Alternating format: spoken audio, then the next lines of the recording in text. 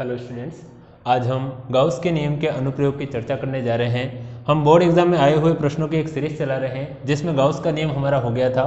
उसके total Gauss के नियम के 4 अनुप्रयोग होते हैं। उन 4 अनुप्रयोग में आज हम पहले अनुप्रयोग की बात करते हैं जो काफ़ी बार बोर्ड एग्जाम के अंदर रिपीट हो चुका है, और चूंकि बोर्ड एग्जाम का ब्लूप्रिंट भी आ चुका है और उसके अंदर ये मेंशन करके रखा है कि लेसन नंबर 1 से हमारा 3 नंबर का प्रश्न जरूर आएगा, और 3 नंबर का प्रश्न आएगा मतलब अथवा के अंदर प्रश्न आएगा, और के अंदर प्रश्न आएगा जो बड़ा प्रश्न आएगा, जिसके अंदर ये अनुप्रयोग निश्चिततः आपका रिपीट हो सकता है।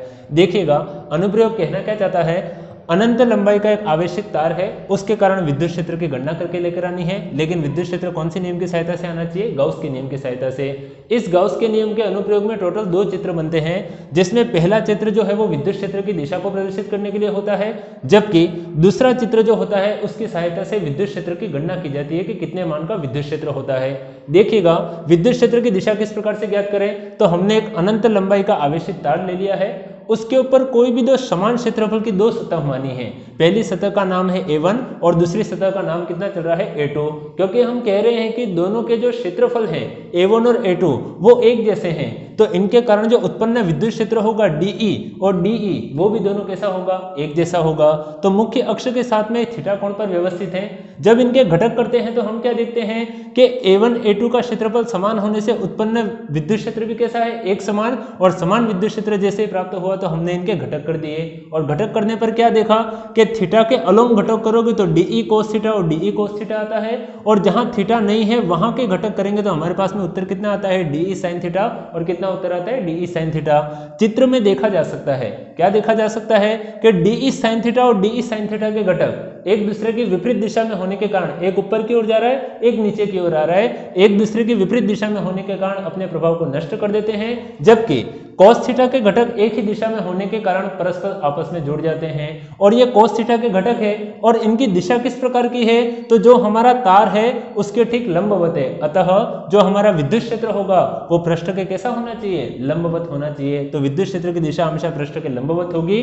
किस प्रकार से ज्ञात करते हैं, तो उसके लिए हमने दूसरा चित्र बनाया है। एक अनंत लंबाई का तार था, उसके चारों ओर एक बेलनाकार गाउसियन पृष्ठ की परिकल्पना करते हैं, और बेलनाकार गाउसियन पृष्ठ कैसा है, तो जिसकी लंबाई जो है वो हमको कितनी दे के रखी है? स्मॉल l दे के रखी है, जिसकी त्रिज्या कितनी चल रही है? स्मॉल r चल रही है। ऐसा एक बेलनाकार गाउसियन पृष्ठ की परिकल्पना करते हैं, जिसके ऊपर मुख्यतः 3 सतह को माना जाता है। कौन कौन सी सतह? पहली सतह का नाम है S1, दूसरी सतह का नाम कौन सा है? S2, और तीसरी सतह का नाम कितना चल रहा है? S3, जिसमें विद्युत क्षेत्र की दिशा को निश्चित करवा दिया गया है और ds की डायरेक्शन पर्टिकुलर पॉइंट के ऊपर चेंज हो रही है। देखिएगा, इस पूरे चित्र के लिए हमें गाउस के नियम को अप्लाई करना है और विद्युत क्षेत्र की तीव्रता निकाल कर लेकर आनी है। एक बेलनाकार गाउसियन पृष्ठ लिया है जिसमें 3 सतह मानी है, S1, S2 और S3, और हमारा गाउस का नियम भी जो है वह 3 सतह S1, S2, S3 के लिए ओपन किया जाएगा। देखिएगा, गाउस का नियम क्या कहता है, तो phi इज इक्वल टू होता है close integration E vector dot कितना होता है? ds vector, r equal to summation q, और बटे में कितना होता है? एप्सिलॉन 0। नियम कहना चाहता है कि किसी बंद काल्पनिक पृष्ठ से संबंध कुल विद्युत फ्लक्स का जो मान होता है वो इस पृष्ठ के अंदर उपस्थित आवेश के बीजगणितीय योग के 1/एप्सिलॉन 0 गुणा होता है। तो हम इसकी सहायता से इस विद्युत क्षेत्र की गणना करके लेकर आते हैं। देखिएगा, इसको कहेंगे समीकरण नंबर 1। सबसे पहले हम LHS का हिस्सा लेते हैं। कौन सा हिस्सा लेते हैं? LHS का हिस्सा। LHS लेने पर क्या देखेंगे कि phi इज इक्वल टू कितना चल रहा है? Close integration E vector dot कितना चल रहा है हमारे पास में? ds vector. ये पूरे पृष्ठ का हमारा विद्युत फ्लक्स है, जिसमें हमको 3 सतहों को परिभाषित करना है, S1, S2 और S3। तो phi को लिखने का तरीका होगा हमारे पास में क्लोज इंटीग्रेशन, एक आएगा E vector dot ds vector, कौन सी सतह के लिए लिखा जा रहा है? S1।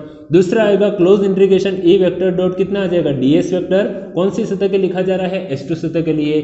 एक आएगा close integration E vector dot ds vector, और कौन सी सतह के लिए लिखा जा रहा है? S3 सतह के लिए। Now phi R equal to, सभी में एक साथ डॉट हटाएंगे तो हमारे पास में cos थीटा निकल कर आता है।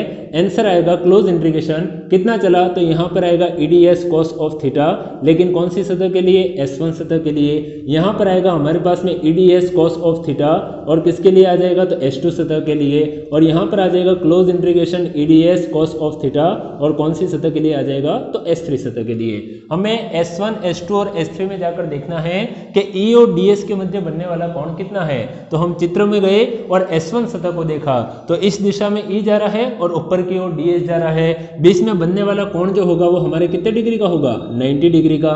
S2 सतह में देखेंगे तो E यहाँ की ओर है जबकि DS नीचे की ओर है। बीच में बनने वाला कोण कितने डिग्री का है, तो जवाब आएगा हमारे पास में कितने डिग्री का कोण है, 90 डिग्री का। और तीसरी सतह देखोगे S3 तो E और DS दोनों एक ही दिशा में जा रहे हैं। जहां पर कोई भी दो घटक एक ही दिशा के अंदर जा रहे हो, एक यहाँ की ओर और दूसरा भी यहाँ की ओर, तब उनके अंदर बनने वाला जो कोण होता है, उनके मध्य बनने वाला कोण वह कितना होता है, तो थीटा का मान आता है 0 डिग्री। हम फिर से जानते हैं, क्या जानते हैं कि cos ऑफ 90 डिग्री का जो वैल्यू होता है वो हमारा कितना होता है, 0। इसी प्रकार से फिर से cos ऑफ 90 डिग्री का वैल्यू कितना आ जाएगा, 0। जबकि cos 0 डिग्री का जो मान होता है वो कितना उत्तर आता है, 1 उत्तर आता है। तो फाई बराबर में हमारे पास में आंसर रहेगा, क्या आंसर रहेगा, क्लोज इंटीग्रेशन क्या रहा, EDS cos ऑफ जैसे 90 का मान 0 यहाँ पर रखेंगे तो पहला फंक्शन का उत्तर तो हमारा कितना आ गया, 0। दूसरा S2 सतह में cos 90 का मान रखेंगे तो पूरा फंक्शन 0 करेगा, दूसरी सतह का मान भी कितना आ गया, 0।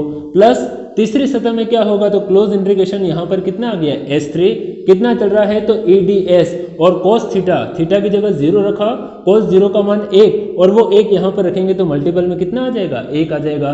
फाई बराबर उत्तर आएगा, 1 का गुणा करवाएंगे तो कोई फर्क नहीं पड़ेगा और 0 किसी की राशि के अंदर जोड़ेंगे तो हमको वही मान वापस प्राप्त होता है।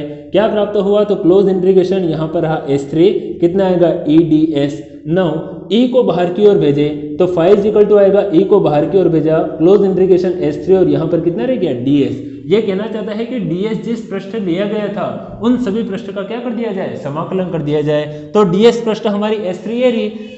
ऐसी सभी पृष्ठों को जब आप जोड़ोगे तो बेलन के वक्र पृष्ठ के क्षेत्रफल का सूत्र आता है। अर्थात जब आप DS का समाकलन करेंगे तो बेलन के वक्र पृष्ठ का जो क्षेत्रफल का सूत्र होता है 2πRh वह लिखा जाएगा, जिसमें h जो है वो बेलन की ऊंचाई होती है, जिसको हमने किससे लिखा है, यहाँ L से लिखा है। तो हमारा सूत्र आएगा फाई इज इक्वल टू कितना आया, E डॉट DS का समाकलन किया तो बेलन के वक्र पृष्ठ का क्षेत्रफल का सूत्र आया 2πRL, आता 2πRH है, लेकिन h ऊंचाई की जगह हमारे पास में कितनी चल रही है, यहाँ पर L चल रही है। तो यहाँ पर किसका प्रयोग किया जाएगा, L का। समीकरण 1 हो गई थी, इसको कितना बोलेंगे, समीकरण नंबर 2 कहेंगे। देखिए आगे की ओर क्या लिखा जा सकता है, हमारे पास में पॉइंट आएंगे, क्या आएंगे, फ्रॉम 1 समीकरण नंबर 1 से। समीकरण 1 से क्या किया जाए, तो LHS का हिस्सा तो पूरा सोल्व हो गया। अब किसकी बारी है, तो हम लेंगे RHS को। तो यहाँ पर लिखा जाएगा RHS लेने पर क्या होगा, RHS लेने पर तो यहाँ पर आएगा फाई इज इक्वल टू चलेगा समेशन Q बटे में कितना उत्तर आ जाएगा, एप्सिलॉन 0। हम जानते हैं, क्या जानते हैं, हमारे पास में 3 प्रकार के आवेश घनत्व होते हैं। एक होता है रेखीय आवेश घनत्व, एक होता है पृष्ठीय आवेश घनत्व और एक होता है आयतन आवेश घनत्व। जिसमें रेखीय आवेश घनत्व तब लिया जाता है जब किसी तार का प्रयोग किया जाता है। तो हमने यहाँ पर अनंत लंबाई का तार लिया है, तो रेखीय आवेश घनत्व लैम्ब्डा का सूत्र होता है हमारे पास में Q और बटे में कितना आता है, स्मॉल l। क्या आंसर आएंगे, तो हमारे पास में Q की जगह पर आवेश कितना चल रहा है, summation Q। That's why lambda का फॉर्मूला कितना लिखा जाएगा, समेशन Q और बटे में कितना आ जाएगा, स्मॉल l। क्रॉस मल्टीपल अगर हम कराते हैं, समेशन Q का गुणा 1 के साथ में कराएंगे तो कितना आ जाएगा, समेशन Q और लैम्ब्डा का गुणा l के साथ में कराएंगे तो कितना आ जाएगा, लैम्ब्डा l निकल कर आएगा। ये समेशन Q का मान लेना है और कहाँ ले जाकर रख देना है, समेशन Q की जगह पर तो फाई का मान लिखा जाएगा, फाई का मान लिखा जाएगा। क्या लिखा जाएगा, this imply phi R equal to summation Q का मान कितना चल रहा है, तो यहाँ पर आएगा लैम्ब्डा l बटे में कितना चल रहा है, एप्सिलॉन 0। तो यहाँ पर कितना आ गया, एप्सिलॉन 0। नेक्स्ट वन समीकरण 2 हो गई थी, ये हमारी समीकरण नंबर कौन सी हो जाएगी, 3। हम देखते हैं कि 2 और 3 से पहले LHS और RHS बराबर ही चल रहे थे। तो फ्रॉम 1, 2 एंड 3 समीकरण नंबर 1, 2 और 3 से क्या लिखा जा सकता है कि पुनः जो LHS और RHS सोल्व किए उनको बराबर कर दिया जाए। यहाँ का फंक्शन कितना उत्तर आ रहा है, तो E डॉट कितना उत्तर आएगा, 2πRL। R इक्वल टू यहाँ का फंक्शन कौन चल रहा है, लैम्ब्डा L और बटे में कितना आ जाएगा, एप्सिलॉन 0। जो लंबाई हमारे द्वारा मानी गई थी वो लंबाई आपको लास्ट में कहीं पर भी नहीं दिखेगी। क्या होगा, L से L कट गया, हमारे पास में E डॉट कितना आ गया, 2πR। R equal to lambda बटे कितना आ जाएगा, एप्सिलॉन 0। इस 2πR का भाग लगाएंगे तो E इज इक्वल टू आ जाएगा हमारे पास में लैम्ब्डा अपॉन 2π, यहाँ पर रहेगा एप्सिलॉन 0 और साथ में कितना रह जाएगा, R निकल कर आ गया। नेक्स्ट वन क्या उत्तर निकाला जाए, आप इतना भी उत्तर निकाल देंगे तो हमारा काम हो गया। लेकिन यदि यही उत्तर K की फॉर्म में लिखना होता, किसकी फॉर्म में लिखना होता, K की फॉर्म में, तो हम जानते हैं, क्या जानते हैं, के का सूत्र होता है 1/4πε0। हमारे पास में पाई है, एप्सिलॉन 0 है, लेकिन यहाँ पर 4 नहीं है। यहाँ पर 4 बनाने के लिए किसका गुणा करवाना पड़ेगा? 2 का गुणा करवाना पड़ेगा। जैसे 2 का गुणा कराएंगे तो केवल नीचे ही नहीं करवा सकते, ऊपर नीचे दोनों ओर गुणा करवाना होता है। तो E = उत्तर आएगा, क्या आया? ऊपर 2 का गुणा करवाया तो कितना उत्तर आया? 2 लैम्बडा। नीचे जैसे ही 2 का गुणा कराएंगे तो ऐसा ही उत्तर आएगा, 2 × 2 कितना चल रहा है? पाई। यहाँ पर आएगा एप्सिलॉन 0 और साथ में कितना आ जाएगा? r। E बराबर उत्तर आएगा हमारे पास में 2 लैम्बडा बटे में 2 का गुणा 2 के साथ तो दुगी दुगी होते हैं 4। यहाँ पर आ गया आपके पास में 4, पाई की जगह पर कितना आ गया? पाई, एप्सिलॉन 0 और साथ में कितना आ जाएगा? r। और इसको क्या लिखा जा सकता है? तो E = इस प्रकार से मेंशन कर सकते हैं 1/4πε0।